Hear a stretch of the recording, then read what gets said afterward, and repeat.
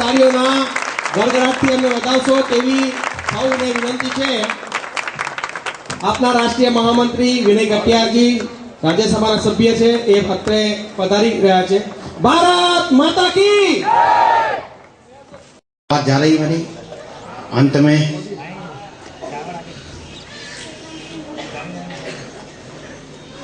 मंच पर विराजमान गुजरात प्रदेश के युवा मोर्चा का महामंत्री, आपका लोकप्रिय प्रत्याशी, नौजवान साथी जिगर इनामदार जी, रमेश भाई पटेल पूर्व अध्यक्ष जी, राजेंद्र सिंह जी महामंत्री, शब्द शरण जी, मंच पर विराजमान सभी भारतीय जनता पार्टी के पदाधिकारीगण, उपस्थित सभी सम्मानित बंधुओं, बुजुर्गों, नौजवान दोस्तों, माताओं, बहनों, पत्रकार मित्रों, आप लोगों को हिंदी हमारी समझ में आएगी मुझे मालूम नहीं है। हिंदी आएगी उधर? ये चुनाव गुजरात का चुनाव नहीं हो रहा है, ये चुनाव आपके शामली विधानसभा का नहीं हो रहा है, बल्कि ये चुनाव भारत का चुनाव हो रहा है, एक विचारधारा का चुनाव हो रहा है, एक विकास मॉडल का चुनाव हो रहा है।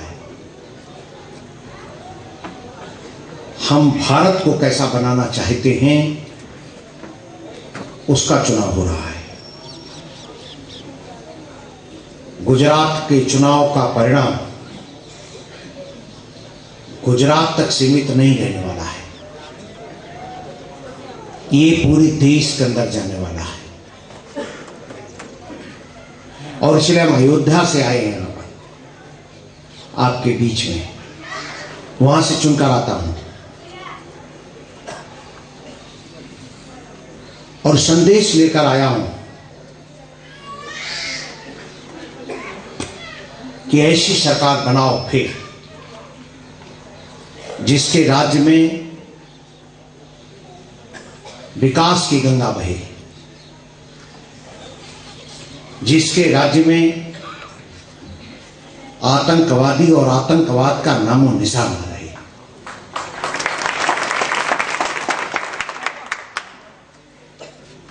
जिसके राज्य में कानून व्यवस्था ठीक रहे।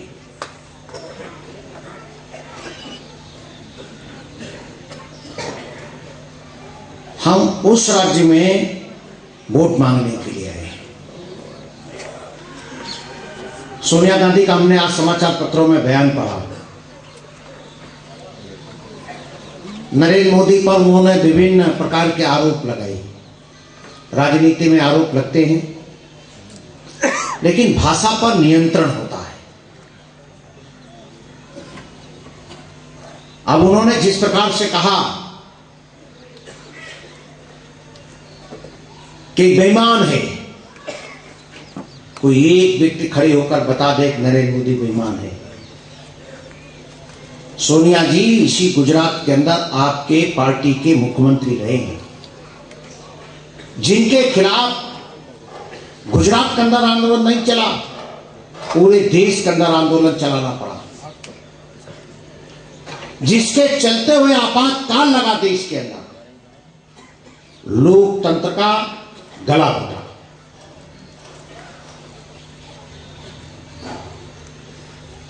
सोनिया भाभी जी से निवेदन करना चाहता हूं कि आपको पढ़ना आता है, केवल किसी ने लिख करके दिया होगा, आपने उसको पढ़ दिया। गुजरात का इतिहास आपको मालूम नहीं। गुजरात की धरती पर आकर के पता नहीं किसकी चर्चा करके चली जाती। महात्मा गांधी, उस गांधी शब्द का तुमने दुरुपयोग किया, तुम्हारे परिवार ने दुरुपयोग किया।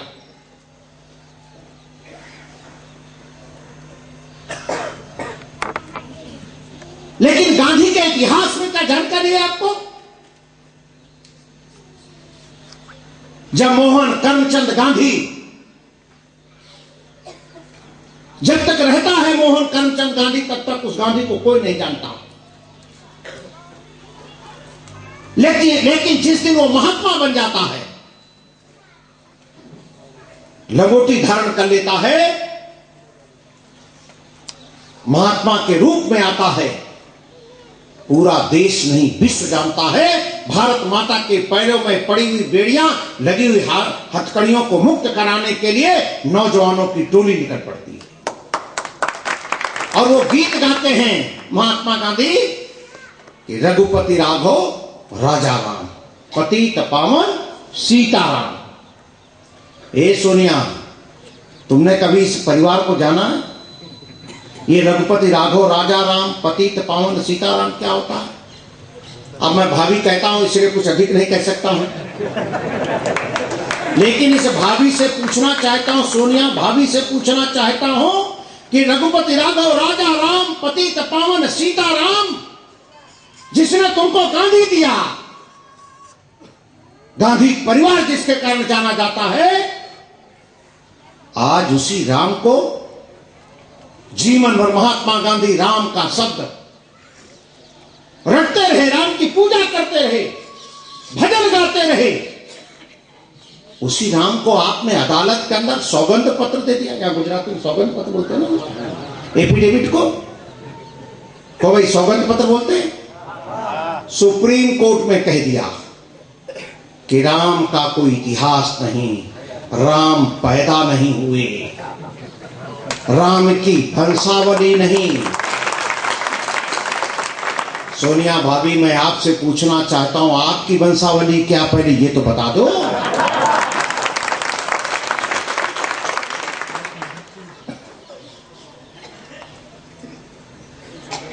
जिसने राम को इनकार कर दिया, जिसने राम को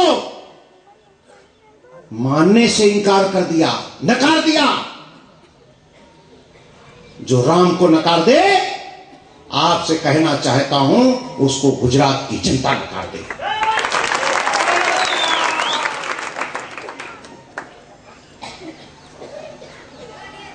इसलिए मैं कहता हूं, जो चुनाव हो रहा है, ये केवल गुजरात का चुनाव नहीं, एक विचारधारा का चुनाव हो रहा है। एक विचारधारा राष्ट्रीयता की विचारधारा है, जहां से आतंकवाद मिटता है, जहां से विकास की गंगा बहती है, जहां से भाईचारे का रिश्ता बनता है, जहां से देश मजबूत होता है, देश की सीमाएं मजबूत होती हैं, वो है भारतीय जनता पार्टी की विचारधारा, यानी नरेंद्र मोदी की इस गुजरात की विचारधारा। और एक वो विचारधारा जहां राष्ट्रवाद की कल्पना नहीं, अलगाववाद की विचारधारा है, जहां पर राम को नकारा जाता हो, जहां से आतंकवाद बढ़ता हो, जिसके राज्य में सांप्रदायिक दंगे होते हों, वोट के खातिर अगर देश को बेचना पड़े तो देश को बेचने के लिए तैयार रहता हो, एक वो विचारधारा, यानी कांग्रेस की विचारधारा, यानी खूनी पंजा की विचारधारा। मैं सोनिया भाभी पर ज्यादा नहीं बोलना चाह रहा हूं, क्योंकि कुछ बोलेंगे, इलेक्ट्रॉनिक मीडिया वाले हैं, पता नहीं क्या चला दें, चुनाव का मामला है। क्योंकि नरेंद्र जी यहां से कुछ बोल देते हैं, नरेंद्र मोदी जी तो ऐसा चला देते हैं, मैं कहीं उत्तर प्रदेश से बोल देता हूं 2 ही शब्द, कहीं जम्मू कश्मीर से बोल देता हूं ये आधा शब्द, तो वही चलता रहता कई दिन तक।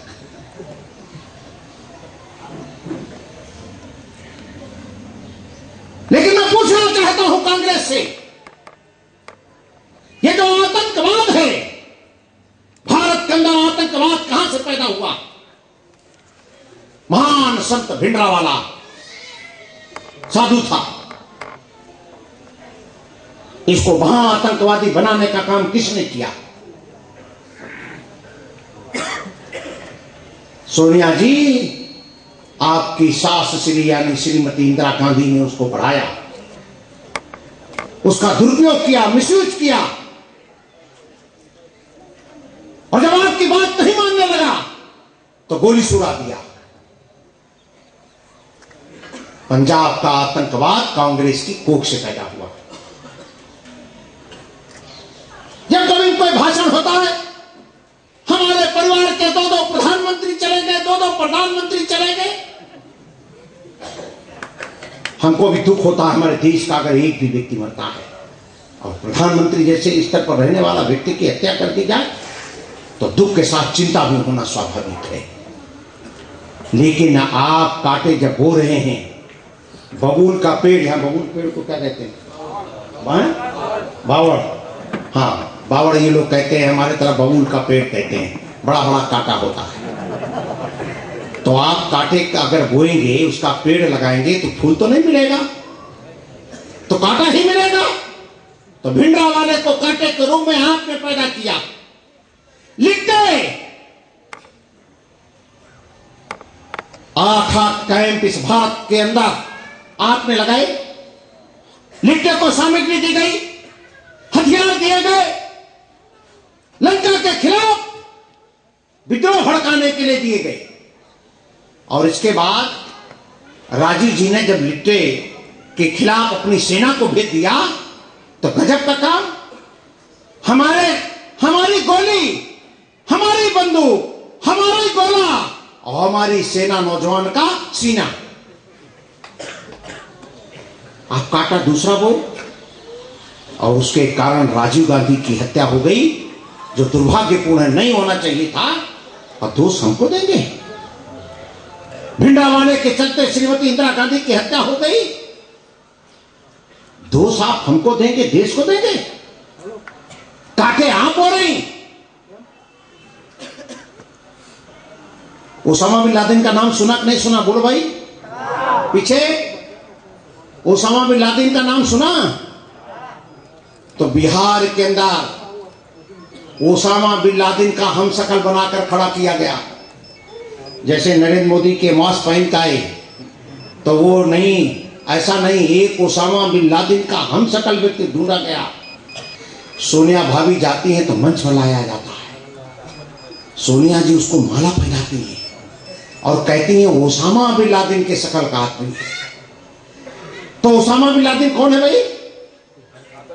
बोलो, आतंकवादी ना, आतंकवादी। उसको मंच पर बिहार के चुनाव में खड़ा किया जाता, महिमा मंडित किया जाता, फूल माला पहनाई जाती और कहा जाता ये ओसामा बिन लादेन का हम शकल का है। यानी हम रावण जो विद्वान था, शक्तिशाली था, ताकतवर था, हमने उसको भी कभी खड़ा करके वोट मांगने का काम नहीं किया, और ये ओसामा बिन लादेन को खड़ा करके वोट मांग रहे। आसाम, उल्फा का नाम सुना होगा, रोज विस्फोट हो रहे, सुना है ना? आता है समाचार, 10 पुलिस वाले मारे गए, 2 आतंकवादी मारे गए, 10 पुलिस वाले शहीद हो गए, 2 आतंकवादी मारे गए। और जब चुनाव आता है तो उससे समझौता कौन करता है? सोनिया भाभी ये तो बता कर जाओ गुजरात की धरती पर। तो आप समझौता करती हो, उल्फा के साथ मिल करके चुनाव लड़ती हो। आंध्र प्रदेश बगल में, नक्सलियों के साथ आप समझौता करती हैं, उनसे मिलकर आप चुनाव लड़ती हैं। मदनी केरल के अंदर मानीलाल कसाडवाणी को मारने आया था, 58 लोग मारे गए थे उसमें, उनके साथ मिलकर आप चुनाव लड़ते हैं। और इसलिए मैं दावे के साथ कहता हूं, आतंकवाद ये कांग्रेस के पेट से पैदा हुआ है, उसके गर्भ से पैदा हुआ है। और ये आतंकवाद के जितने चेहरे हैं, ये सब कांग्रेस के बच्चे हैं, उनकी औलादें हैं, नाजायज औलादें हैं, ये लीगल औलादें हैं। एक होता नाजायज, अपने आप कई प्रकार के पुत्र होते हैं, कोई औरस होता है, कोई अनौरस होता है, हम बाकी नहीं चर्चा करेंगे, चुनाव का मामला है, उसको समझिए। कांग्रेस के जितने आतंकवादी संगठन हैं, ये सब कांग्रेस के लीगल पुत्र हैं। उसका कारण आज देश के अंदर हाहाकार मचा हुआ। हमको नहीं मालूम यहां से गोधरा कितनी दूर है, 50 किलोमीटर है। तो आप गोधरा की घटना सब जानते हो। मैं आपसे एक सवाल पूछता हूं, आपकी जनता से पूछना चाहता हूं। अयोध्या से आए थे राम भक्त, राम की जन्मभूमि दर्शन करके आए थे। हम लोगों ने प्यार से उनको सबको विदा किया था वहां से। क्या दोष था उनका? उसी का दर्शन करने गए थे जिसके लिए महात्मा गांधी ने गीत गाया था। गाते रहते थे, हर सुबह शाम पूजा करते थे, राघव राजा राम पतित पावन सीता राम। उसका दर्शन करके वहां से लौट रहे थे। और गोधरा के अंदर जो घटना घटित हुई, मालूम कौन लोग थे? कांग्रेस का एक कारपोरेटर, एक कांग्रेस का मंडल अध्यक्ष क्या बोलते हैं, तालुका प्रमुख। और वो कहां के रहने वाले? हमारे उत्तर प्रदेश बनारस जिले का एक भदोई नाम का स्थान है, वहां का रहने वाला। उसने राम भक्तों को जलाने का काम किया। और जब कभी संसद चलता है तो हर बार प्रश्न उठता है, गुजरात गुजरात, गोधरा गोधरा, गुजरात गुजरात। आप हनुमान जी का नाम सुने कि नहीं? बोलो भाई, पीछे सुने हैं पक्का? तो हनुमान जी लंका गए तो क्या किए थे? हनुमान जी लंका गए, क्या किया उन्होंने? लंका जलाई। तो भाई पीछे भी यही मानते हो ना कि दूसरा कुछ मानते हो? बोलो, मानते हो? लेकिन मैं नहीं मानता हूं। हनुमान जी ने लंका नहीं जलाई। संत तुलसीदास जी कवि थे, मूड में आया लिख दिया, हनुमान जी ने लंका जलाई, हनुमान जी ने लंका जलाई। मैं आपसे पूछना चाहता हूं, हनुमान जी को किसने पकड़ा? रावण के लोगों ने, ठीक है ना? किसने पकड़ा? रावण के लोगों ने। उनकी पूंछ में कपड़ा किसने लपेटा? रावण के लोगों ने। तेल किसने डाला? रावण के लोगों ने। आग किसने लगाई? रावण के लोगों ने। और जब आग लग गई तो हनुमान जी क्या करते? इस डाल से उस डाल चले गए, इस सड़क से उस सड़क चले गए, इस घर उस घर चले गए। अपनी लगी हुई पूंछ में आग को बुझाने के लिए हनुमान जी ने पूंछ को पटक दिया। इसके कारण सोने की लंका जल गई, रावण की लंका जल गई। हनुमान जी का क्या दोष? कोई दोष है? नहीं है ना? ठीक उसी प्रकार से गोधरा के अंदर ट्रेन किसने रोकी? इन कांग्रेसियों ने। तेल किसने डाला? कांग्रेसियों ने। आग किसने लगाई? कांग्रेसियों ने। और जब आग लग गई तो गुजरात के हनुमान के भक्त क्या करते?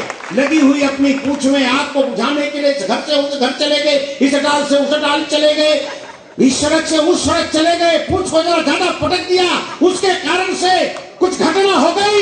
इसमें नरेंद्र मोदी क्या दोष? कोई दोष है? बोलो। लेकिन मैं नरेंद्र मोदी से नाराज हूं। अगर मैंने कहा है कि नरेंद्र मोदी से कि अगर कहीं विनय कटियार होते तो केवल गुजरात में पूंछ नहीं पटकती, ये हिंदुस्तान के अंदर पूंछ पटकती।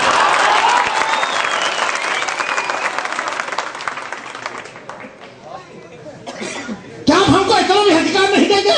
हम चल रहे हैं, हम उसको अपने शरीर में लगी हुई आग को बुझा सके, इतना भी हमको अधिकार नहीं? गोधरा घटना के बाद आज देश के अंदर हर प्रदेशों के अंदर आए दिन विस्फोट हो रहा है। अभी अभी उत्तर प्रदेश के अंदर लखनऊ के अंदर अदालत के अंदर विस्फोट हो गया, अयोध्या की कचेरी में विस्फोट हो गया, बनारस की कचेरी में विस्फोट हो गया। मालूम होता 3 आतंकवादी पहले पकड़े गए। रोज पूरे देश के अंदर कहीं न कहीं विस्फोट हो रहा है। महाराष्ट्र के अंदर विस्फोट होता रहता है, कहीं समझौता एक्सप्रेस जलाई जा रही है। और सोनिया भाभी लिखा हुआ केवल भाषण पढ़ देती हो, बड़ा इससे राष्ट्र बढ़ जाएगा, देश मजबूत हो जाएगा। गुजरात से सबक सीखो। आतंकवाद का अगर सफाया करना है, गोधरा घटना के बाद गुजरात के अंदर एक घटना नहीं हुई, अक्षरधाम की घटना जरूर हुई, लेकिन सारे आतंकवादी मारे गए, जो पकड़े गए सबको सजा हो गई। एक आतंकवादी अगर घटना गुजरात के अंदर कर देगा, एक विस्फोट कर देगा, तो इस बार ज्यादा पूछ पटक जाएगी। इसके कारण से लेकिन पूरी जगह हो रही, चल रहा है। कैसा आपको चाहिए? हम विकास की बहुत चर्चा नहीं करना चाहते। बड़ी बड़ी धन दौलत संपदा आपके पास होने के बावजूद आपकी अगर सुरक्षा नहीं है तो धन दौलत संपदा ये काम में नहीं आने वाली है। क्या दोष है क्या दोष है जम्मू कश्मीर के वासियों का? क्या उन्होंने देश को स्वतंत्र कराने के लिए लड़ाई नहीं लड़ी थी? लड़ी थी। उनके मन के अंदर एक स्थित भावना थी, देश स्वतंत्र हो जाएगा तो हम भी स्वतंत्र होंगे, सम्मान पूर्वक रह सकेंगे। देश की लड़ाई लड़ते हुए जाने कितने नौजवान शहीद हो गए, जाने कितनी माताओं बहनों का सुहाग लुट गया। सब कुछ बर्दाश्त किया, लेकिन आज उसी जम्मू कश्मीर के अंदर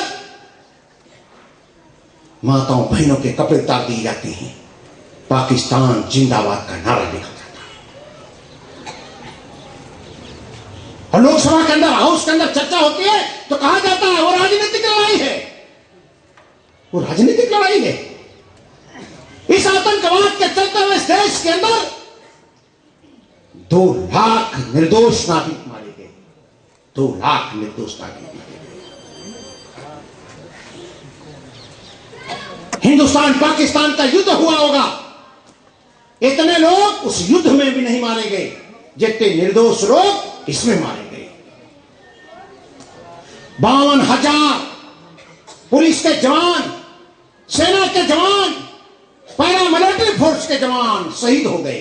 52,000 इन आतंकवादियों के द्वारा उनकी गोली से लोग मारे गए। क्या उनके मन के अंदर जीने की इच्छा नहीं थी? वो भी समझौता कर सकते थे, बंदूक को फेंक सकते थे, आतंकवादियों से दूर जा सकते थे, अपने प्राणों को बचा सकते थे, लेकिन लड़ते रहे। तो उनके भी मन के अंदर एक वेदना थी। आए दिन कश्मीर में आता है, हमारे 10 पुलिस के जवान मारे गए, 8 मारे गए, 15 शहीद हो गए, 2 आतंकवादी मारे गए। कब तक सिलसिला चलता रहेगा? जब तक राजनीतिक इच्छा शक्ति नहीं होगी तब तक ये आतंकवाद नहीं रुकेगा। आज अमेरिका के अंदर एक केवल पर हमला होता है, इसके बाद से अमेरिका के अंदर एक भी हमला नहीं हुआ। कारण क्या है? वो जीरो टॉलरेंस भी नहीं कर सकते, आतंकवादियों के साथ किसी भी प्रकार का समझौता नहीं कर सकते। और हमारे यहां संसद के अंदर अगर बहस हो जाए, विनय कटियार जैसा खड़ा हो जाए, हल्ला मचने लगता है, गुजरात गुजरात गुजरात, नरेंद्र मोदी गोदरा गोदरा, ऐसा चलता है, पूरा हल्ला मचता है। अभी मैं राज्यसभा में जब बोल रहा था तो जैसे ही खड़ा हुआ लोगों शुरू कर दिया, गोदरा गोदरा गुजरात गुजरात। हमने कहा गुजरात में कोई नया हो गया कुछ क्या, जो गुजरात गुजरात गुजरात? हाँ, नया हुआ है, भाईचारे का रिश्ता स्थापित हुआ, आतंकवादी गतिविधियां कम हो गई हैं, देशद्रोहियों का ठिकाना नहीं रहा है गुजरात, केंद्र बिंदु नहीं रह गया। ये नया हुआ है गुजरात में। और सोनिया भाभी आकर के कहती हैं नहीं, नरेंद्र मोदी बेईमान है, भ्रष्टाचार बढ़ रहा है, इसको हराओ। मैं आपसे कहना चाहता हूं, ये कमल का फूल बड़ा मुलायम होता है लेकिन बहुत कठोर होता है। जब जगत जननी सीता माता का हरण हो गया तो इसी कमल के फूल को लेकर के भगवान राम रामेश्वरम में भूत भवन शंकर के शिवलिंग पर पूजा करते हुए इतना चढ़ाया, इतना चढ़ाया, इतना चढ़ाया, इतना चढ़ाया, भगवान शंकर खुश हो गए, एक अद्वितीय शक्ति दे दी राम को।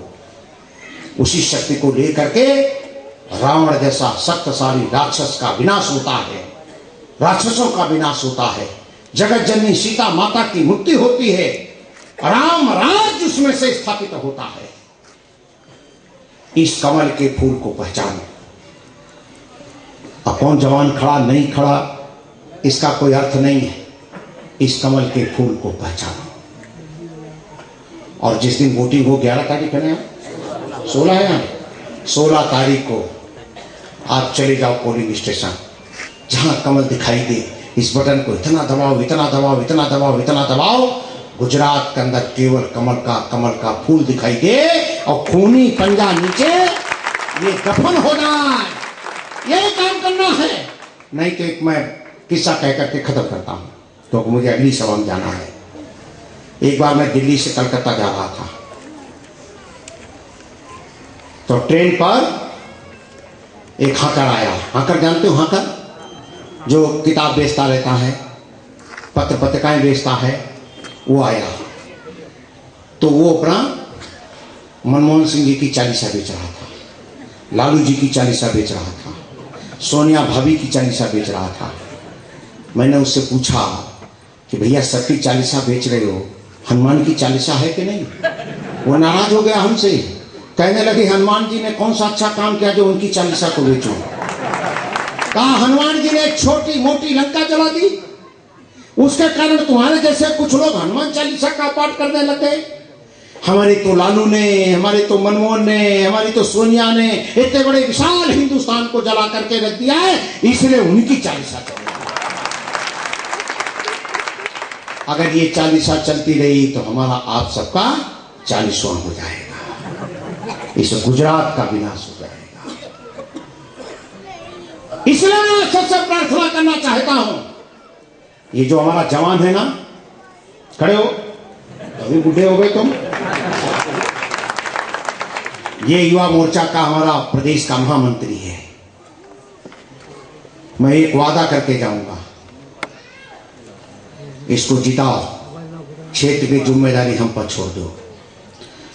पिछले दिनों कुछ हुआ होगा, हम नहीं जानते क्या हुआ, लेकिन नरेंद्र मोदी हमने कहा हम जरूर क्षेत्र में जाएंगे, जब वादा करो क्षेत्र का विकास होगा। और नौजवान से कहेंगे जरा ठीक रहना, ये भड़काऊ मामला होता है, और कैसा ये राजनीति भड़काऊ और भड़काऊ होती। प्रभु राम से हनुमान जी ने पूछा कि प्रभु जरा बताओ ये सीता जी कैसे चलेगी, कैसे इनका हरण हो गया? राम जी ने कहा हनुमान जी से, ये हनुमान बड़ी छोटी बात, एक सोने का हिरण आया, मैं उसको लेने दौड़ पड़ा, उसी बीच में रावण आया, सीता जी को लेकर चला गया। हनुमान जी बड़े बुद्धिमान थे, उन्होंने कहा है तो ये बनवासी राम, लेकिन ये राजकुमार हैं, राजाओं का जरा स्वभाव नहीं जाता है, सोने से बड़ी मोहमाया रहती है। और इसलिए हनुमान जी ने उस समय तो कुछ नहीं बोले। जब लंका पहुंचे तो सोने की लंका को जब हनुमान जी ने देखा तो कहने लगे, ओ एक छोटा सा हिरण को लेने के लिए राम दौड़े, उसके कारण सीता चली गई। कहीं साक्षात सोने की नगरी में राम आ गए तो राम सोचेंगे पहले सीता की मुक्ति की बात बाद में होगी, पहले सोना प्राप्त करो। और कहा जब ये रावण ने आग लगाई थी तो उसको ठीक ढंग से उन्होंने पटका। आप हनुमान के भक्त बन करके काम करो। और मैं आप सबसे निवेदन करना चाहता हूं, प्रातः काल क्या होता है, घर में सबसे पहले माताएं बहनें उठती क्या करती हैं? झाड़ू उठाती हैं, उठाती कि नहीं? और झाड़ू लगाती हैं। जो चीज अच्छी दिखाई देती है उसको उठा लेती हैं, और बाकी जितना कूड़ा कचरा करकट होता है तो दे झाड़ू, दे झाड़ू, दे झाड़ू, दे झाड़ू, दे झाड़ू, उसको निकाल के बाहर फेंक देती हैं। अब ये फूल कूड़े में रह नहीं सकता, कचड़े में रह नहीं सकता, कहीं पूजा घर में चढ़ेगा, कहीं अच्छे स्थान पर रखा जाएगा, कहीं थाली में रखा जाएगा, तो ये कब रखा जाएगा? जब पहले दे झाड़ू, दे झाड़ू, दे झाड़ू, यानी पूरे कूड़े करकट की सफाई और उसमें खूने पंजे की भी सफाई, और ये जब हो जाए तभी फूल आता है। इसलिए आप सबसे निवेदन करना चाहता हूं, इस पूरे चुनाव में 16 तारीख तक दे झाड़ू, दे झाड़ू, दे झाड़ू, दे झाड़ू, इतना मारो, इतना झाड़ू मारो, इतना मारो, इतना मारो। और केवल कमल का फूल उसमें से रह जाए, वही पूजा पर चढ़ा दो।